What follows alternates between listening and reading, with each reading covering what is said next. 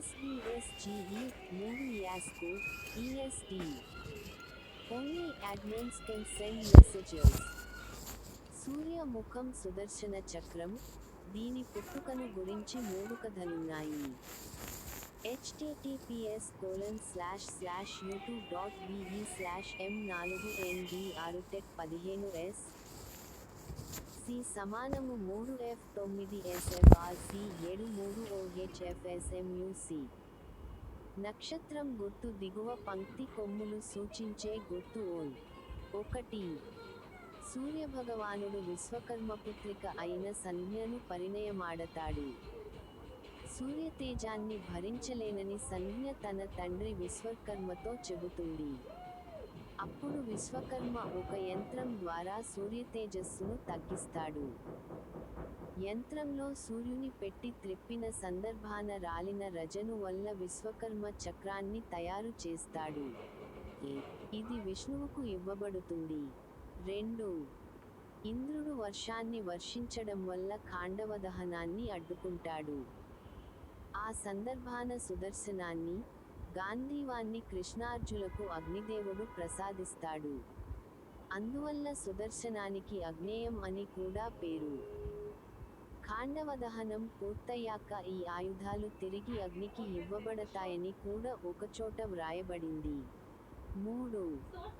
సుదర్శనాయుధాన్ని శివుడు కృష్ణునికి ఇచ్చినట్లు కూడా మహాభారతంలో ఉంది. నీటిలో నివసించే ఒకానొక దైత్యుని సంహరించేందుకు గాను చక్రాన్ని శివుడు విష్ణువుకు ఇస్తాడు. దానిని శివుడు సుదర్శన చక్రం అని పిలుస్తాడు. సుదర్శనానికి సంబంధించి వివిధ పురాణాలలో చాలా గాథలున్నాయి. కృష్ణావతారానికి పూర్వమే సుదర్శనం విష్ణువు దగ్గర ఉంది. విష్ణువు దుష్ట సంహారణార్థం సుదర్శనాన్ని కృష్ణావతారానికి ముందు కూడా ప్రయోగించినట్లు పురాణగాథల వల్ల తెలుస్తోంది.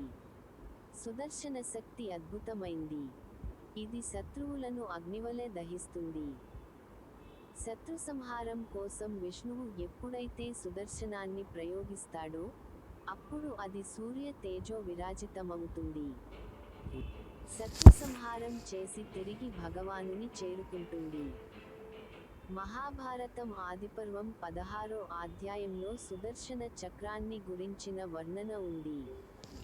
శ్రీవైష్ణవ సంప్రదాయం వారు సుదర్శనాన్ని చక్రతాళ్వార్ అని కూడా పిలుస్తారు. బ్రహ్మోత్సవాల ముగింపునాడు జరిగే చక్రస్నానం, అవబృధ స్నానం చక్రతాళ్వార్ కే చేస్తారు. నిగమాంత మహాదేశికుల వారు సుదర్శనం గొప్పతనాన్ని చాటి చెప్పారు. తమిళనాడు, చెంగల్పట్టు జిల్లాలోని తిరుపుల్కుషి గ్రామంలో ఒకానొకప్పుడు ప్రజలు తీవ్రజ్వరంతో బాధపడుతుంటారు. ఆ సందర్భాన నిగమాత దేశికుల వారు సుదర్శనాన్ని ఎంతో విశ్వాసంతో ప్రార్థిస్తారు. తను రచించిన రమణీయమైన సుదర్శనాష్టకాన్ని పఠిస్తారు. అప్పుడు ఆ గ్రామస్థులు జ్వరపీడ నివృత్తులై ఆరోగ్యవంతులవుతారు. చక్రతాళ్వార్లు సర్వకాల సర్వావస్థలయందు కూడా భగవానుని సన్నిధానంలోనే ఉంటారు. పెరుమాళ్లు హిరణ్యాక్షుని సంహరించిన సందర్భంలో చక్రతాళ్వార్లు వరహాస్వామివారి కోరల రూపంలో ఉన్నారని విశ్వసించబడుతోంది. హిరణ్యాక్షుని చీల్చిన నరసింహుని 10 వేళ్లకు ఉండే నఖాల రూపంలో సుదర్శనుడు ఉన్నాడంటారు. పరశురామావతారంలో సుదర్శనం పరశువుగా మారినట్లు చెప్తారు. రామావతారంలో సుదర్శనం ఒక జ్యోతి ఆకారంలో రాముని అంటిపెట్టుకొని ఉండేదట. రాముని విల్లు అంబులుగా సుదర్శనం అవతరించిందని కూడా చెప్తారు. వామనావతారలో సైతం సుదర్శనం పెరుమాళ్లుకు సహాయంగా ఉందంటారు. దీని ఆధారంగా పెరియాళ్వార్లు రచించిన ఓ పాసురంలో కమండలం ద్వారా నీరు రాకుండా తేనెటీగ రూపంలో అడ్డూడిన శుకుని, సుదర్శనుడు దర్భరూపంలో ఉండి తొలగించినట్లు చెప్పబడింది. ఒకానొక సందర్భాన శివపార్వతులు కైలాసంలో రత్న సింహాసనాసీనులై ఉంటారు. పార్వతి ఏ మంత్రాన్ని జపిస్తే కార్యసిద్ధి కలుగుతుందని శివుని ప్రశ్నిస్తుంది. అప్పుడు పరమశివుడు పార్వతికి ప్రేమతో సుదర్శన మహామంత్రానికి అంతటి శక్తిని కలిగి ఉందని తెలియజేస్తాడు. సుదర్శనం మహావిష్ణువునకు ఆయుధం కాగా సుదర్శనానికి 16 ఆయుధాలు ఉండటం విశేషం. నిగమాంతదేశికులవారు సుదర్శనాయుధ స్తోత్రాలలో ఆ 16 ఆయుధాలను అభివర్ణించారు. ఆ స్తోత్రాన్ని పారాయణం చేయటం వల్ల సర్వ భయాలు తొలగిపోతాయని నమ్మకం. సుదర్శనం ధరించే 16 ఆయుధాల వివరాలు.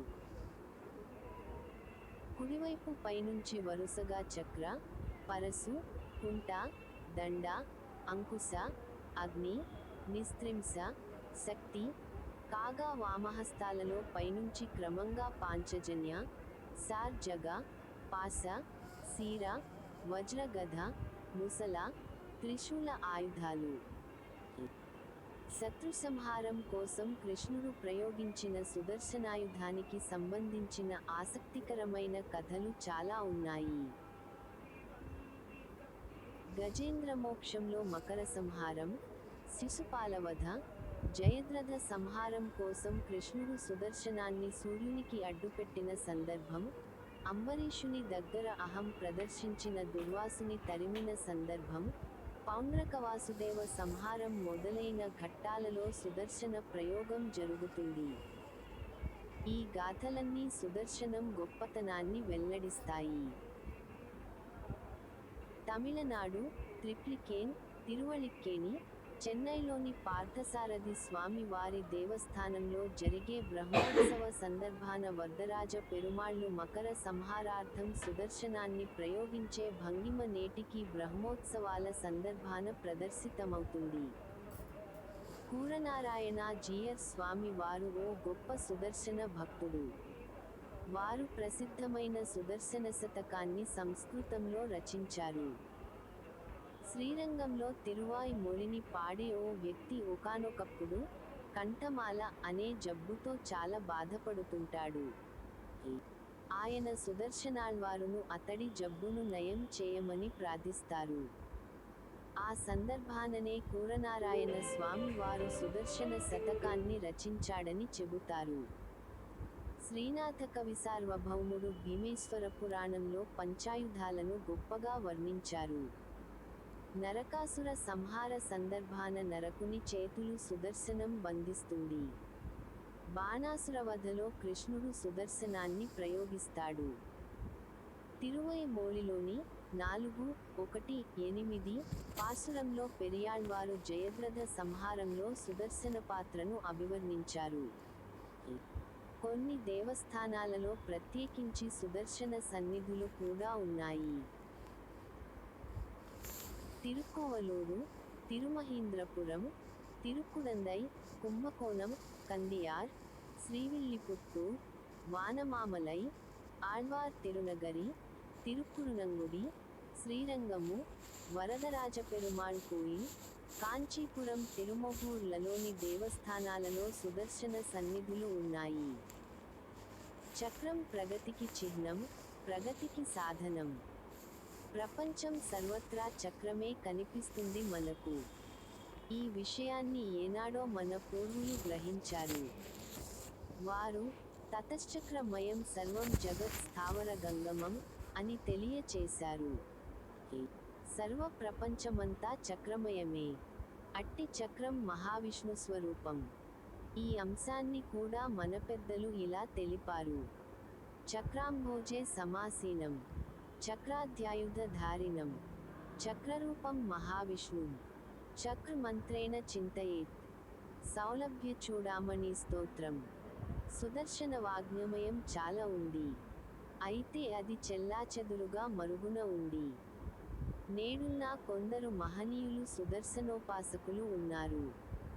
వారి దగ్గర సుదర్శన వాగ్మయం లభిస్తుంది. తెలియవచ్చినంతలో సుదర్శన వాగ్మయాన్ని నామమాత్రంగా ప్రస్తావించుకుందాం. సుదర్శనవాద అనే గ్రంథాన్ని వేదాంతదేశిక విహారసభ, పరకాల మఠం, మైసూరు వారు ప్రచురించారు. చెన్నైలోని అడయార్ లైబ్రరీ 2 గ్రంథలిపిలో సుదర్శనమీమాంస అనే బృహత్ గ్రంథం ఉంది. సుదర్శనోపాసకులైన కూరనారాయణ జీయరు స్వామివారు సుదర్శన శతకాన్ని 101 వృత్వీవృత్తాలలో సంస్కృతంలో రచించారు. ఈ శతకంలో సుదర్శన జ్వాల 24, నేమి 14, ఆర్ 12, నాభి 11, అక్షం 13, పురుష 26 మొత్తం 100 శ్లోకాలు ఉన్నాయి. బీజక్షర సంపుటితమైన ఈ స్తోత్రశతకానికి సంస్కృతాంధ్రాలలో వ్యాఖ్యానాలు వెలువడ్డాయి. ఉభయ వేదాంత సభ వారు శ్రీసుదర్శన శతకాన్ని వెలువరించారు. దానితో పాటు కొన్ని సుదర్శన స్తోత్రాలు కూడా చేర్చారు. వేదాంత దేశికుల వారు కూడా ఒక సుదర్శన శతకం రచించినట్లు తెలుస్తుంది. దానికి కూడా వ్యాఖ్య రచించబడిందట. దానిని ఖగేంద్రాచార్య గారి సంపాదకత్వాన హజారిమల్ సోమాని స్మారక ట్రస్ట్, బొంబాయి వారు 1967 దేవనాగరిలో ప్రచురించినట్లు సమాచారం ఉంది. కుంభకోణంలోని గోపాలవిలాస ప్రెస్ లో కూడా భారద్వాజ గోపాలచార్య, శ్రీనివాస గోపాల తాతాహార్య వివరణ వ్యాఖ్యానాలతో వేదాంత దేశికుల వారి సుదర్శన శతకం ప్రచురించినట్లు తెలుస్తోంది. సుదర్శనాష్టోత్తర శతనామస్తోత్రాలు 2 లభిస్తున్నాయి. సుదర్శన సహస్రనామ స్తోత్రం, హేతిపుంగవస్తవ, సుదర్శన షట్కం, సుదర్శనాష్టకం, సుదర్శన కవచం, షోడశాయుధ స్తోత్రం, అంబరీషకృత సుదర్శన స్తోత్రం, సౌలభ్యచూడామణి స్తోత్రం, చక్రరాజమంగళం, అపరాధస్తవం మొదలైనవి సుదర్శన స్తోత్ర వాగ్నమయానికి సంబంధించిన రచనలు.